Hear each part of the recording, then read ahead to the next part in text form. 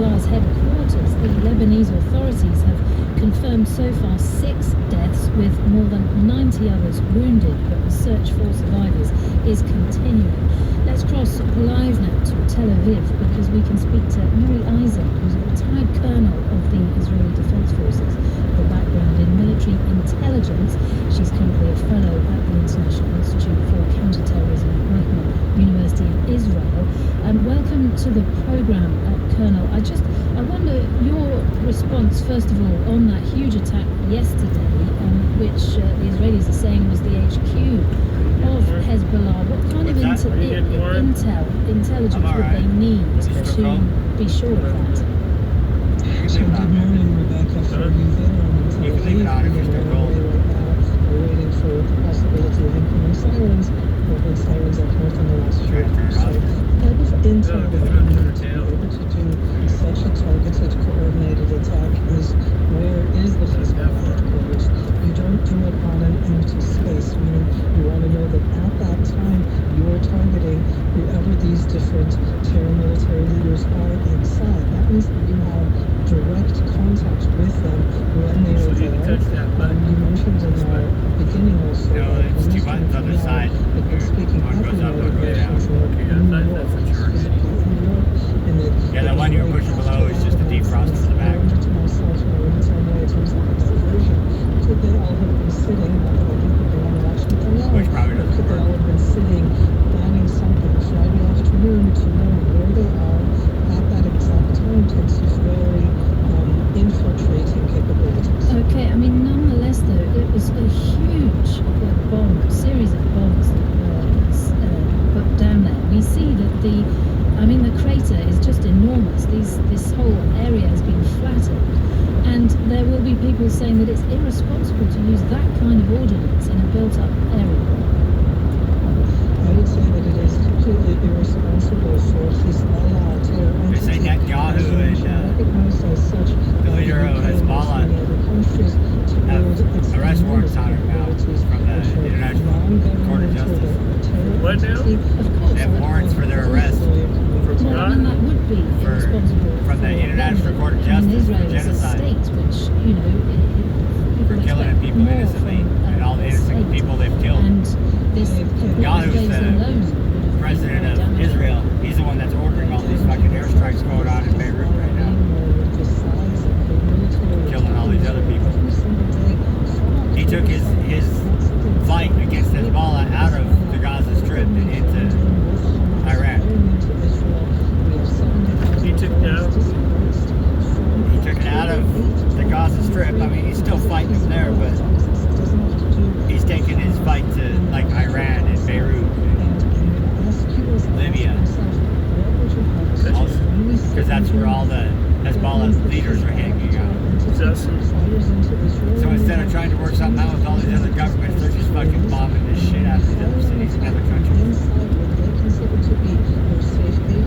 Yeah, they need to go down the water. Very challenging to do so because Israel's dangerous.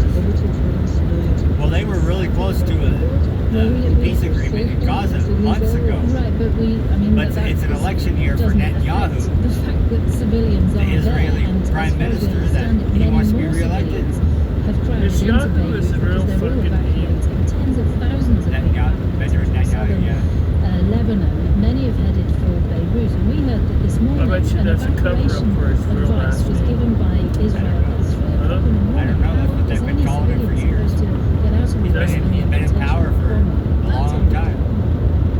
Rebecca, I also agree in the sense that my heart goes out to everybody, and what Israel is being asked right now is don't attack us in civilian areas. When you give early warning, you're not giving enough early warning. We give early warning. We tell them to move. We try to save lives, and you're right, it is horrible. War is horrible, and civilians get caught up on both sides. And what I want to see is the responsibility of everybody to go out and say to Hezbollah, stop what they're doing. All they have to do is stop firing at Israel, not attacking Israel every single day like they've done. So the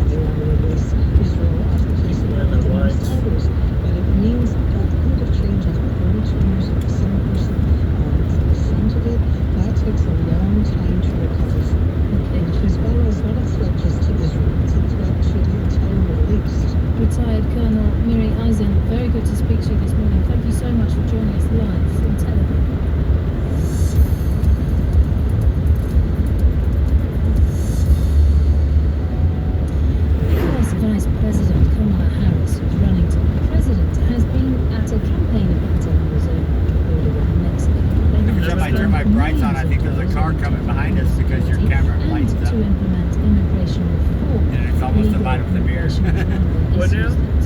Every time I hit the brights, I think there's a car behind us because your camera lights up. Because it gets brighter. And I think it's in the mirror. I mean, it's all right. Mexico border. These men and women who work there and at other places along our southern border help keep our nation secure. And they need more resources to do their jobs. There's that star. Which is why Wherever it we is. have and are in the process of investing $500 million to modernize and expand About what, the 2 port of miles entry from here in home? Douglas. Just before we came on air, I spoke to the BBC Samantha Granville, who's in Douglas. She told me how Kamala Harris's campaign event was received there. Today's trip was Kamala Harris's first visit to the border since becoming the 9.2. presidential nominee. And up until this point, we haven't really seen her lay out any sort of comprehensive policy platform on immigration or border security. So she showed up this afternoon and she took a tour of the border. She met with some border agents and had a chance to lay out her plan and her strategy to voters about how she would deal with the migrant crisis if she were to win the White House in November. So in this big speech, she talked about how she would take further action to ensure Actually lights that up the the road border a little remains bit. closed between ports of entry. I wonder if it's She going to really do wants that to or not. increase the number of border agents. She wants to pay border agents better so that they can retain those people in those jobs. And something she really highlighted was cracking down on criminal organizations that are That's smuggling a Star people and Fleet drugs across the border. 13735. The border Ready crisis to has take been off. this massive vulnerability for Kamala Harris and for Democrats at large. And it's something that President Trump has repeatedly attacked her on, saying she's weak. And polling suggests that voters do trust former President Trump on this issue more than they do on the vice president. So today, it was super crucial for her, and she's taken a lot of criticism in the past for how she's handled immigration under the administration. She's gone on the defensive, saying, well, I only oversaw a small piece of the immigration puzzle, and today we kind of finally have her let voters know what she'll do when the puzzle's all hers. Yeah, I mean, you say we finally found out. It's less than 40 days now till the election, and as you say, this is such a pressing issue in the polls. So many people are voting on this issue alone. Some might say that she sort of left it too late in the campaign. Just one thing, why did she pick Douglas as the place to deliver this speech? So Douglas is a relatively small town, and it sits right along the U.S.-Mexico border. And a lot of people who work in Douglas and I'm like, keep why the does that sound so economy familiar? going actually live on the other side of the border. So it's one of those towns that's really split, and the city sits on the busiest section of the border in the country for illegal immigration, apprehensions, and drug seizures. Recently, though, the city's received this I just $400 finished my million all-nighter. bipartisan investment that's supposed to upgrade the port. It almost city lasted all officials like night. to boast Pretty that close to morning. it's going to be this new state-of-the-art facility that's actually Pretty going to help close. them expedite border crossings of 1017. both people and commerce. And as for this town, as I was driving around today, I was Hey, seeing look, the airport. signs for both Trump Power and plant. Harris. And I spoke Power to plant. some voters, all who identified as Democrats, and they said they wanted to Great. vote for Vice President Great. Harris, but they can't deny that they felt safer under former President Trump. And some of these voters lived in a neighborhood, and their backyards literally back up onto the border wall. And so they can we felt do they needed to something build about brick walls, and they did. They brought in Right bricks, and Huh? the whole Right community on. built brick walls around their Okay, homes well. just to keep some undocumented migrants from hiding out in the backyards. The BBC Samantha Granville in Douglas there. So can Kamala Harris convincingly present herself as the one to tackle the issue, or will voters judge her policies to be a little bit too little, too late on North America? And it's Sarah Smith who found out. Somos amigos! Somos Samaritanos!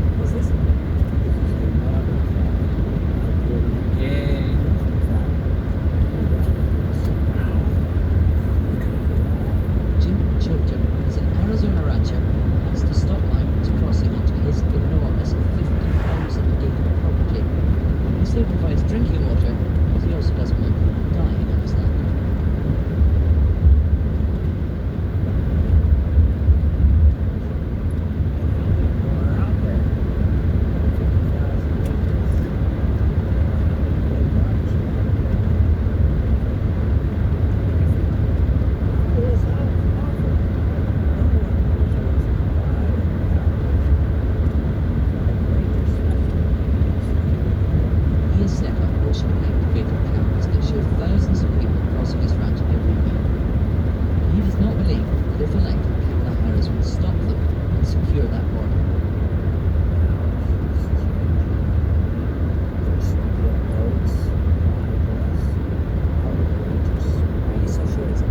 I guess that means stop, right? What's that? I guess that means stop, right? Southern Arizona is vast and beautiful, with jagged mountain peaks stretching into the distance. It's also a key electoral battleground, territory where Ms. Harris knows that she is vulnerable. That's why she's hoping to convince voters that she would get tough on immigration, which is, of course, Donald Trump's signature issue. Our North America editor Sarah Smith in Arizona.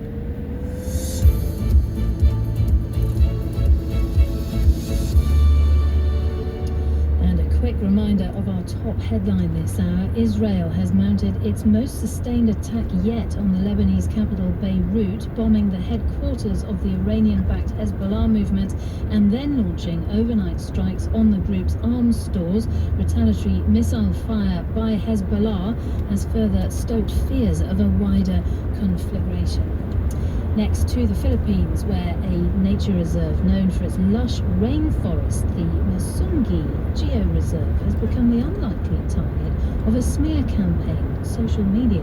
A new BBC investigation has found that almost 100 fake Facebook accounts and pages have been seemingly working together to shift the public mood against the reserve's keepers. But who's behind it? BBC verifies Marco Silva has the story. If you search for the word Masungi on social media today, you'll find photos of lush rainforest, gravity-defying rock Kids are there almost every night. and rare plants. This wasn't the case 20 years ago. Just a bunch of kids, motorheads, two the sisters ones that who cruise helped up and run down the the Masungi fucking, Geo-Reserve, like the ones that a cruise up down North conservation Avenue in area Grand in Junction. Rizal province, They think east it's of cool. the capital, Manila. After 20 years of restoring it, it's now very lush forest that's home to a lot Yeah, busted once in a while for different drag forms racing, of but life. The sisters say the cops land have the to reserve actually sits catch them on doing has it. long been coveted by illegal loggers, land grabbers, quarrying companies. But Anne's sister, Billy, says that in recent months the reserve has been facing new challenges online. We have seen patterns in terms of the misleading information and fake news that is trying I know to the cops patrol the shit out of manufacture it, trying to dissent stop against the work that we do. The sisters claim it all started after the Philippine Environment Department proposed scrapping a 2017 contract with the Masungi Geo-Reserve Foundation. My It guess handed is the probably a foundation couple of the almost kids 2,700 hectares of land to be reforested. Kids of what? The Kids of government cops. claimed the contract was void Probably. and That's why they let them get away unconstitutional, with but it. the proposal was Probably. criticized by a number of well-known activists, including Greta Thunberg. I stand with Masungi Geo-Reserve. World leaders should safeguard biodiversity. Around the time celebrities began calling for Masungi to be saved, something strange started happening on Facebook.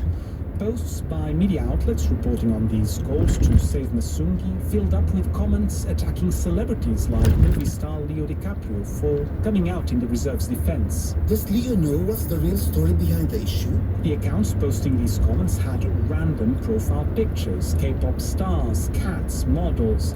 Many were created on the very same day and had very few followers. But it was the content they posted and shared that made them stand out the most. Either posts that praised the Environment Department, which denies being involved in this campaign, or posts criticizing the Masungi Geo-Reserve Foundation, like this one. Suddenly, the owners are making a lot of money. Another user called on the reserve to stop masquerading as a protector of nature.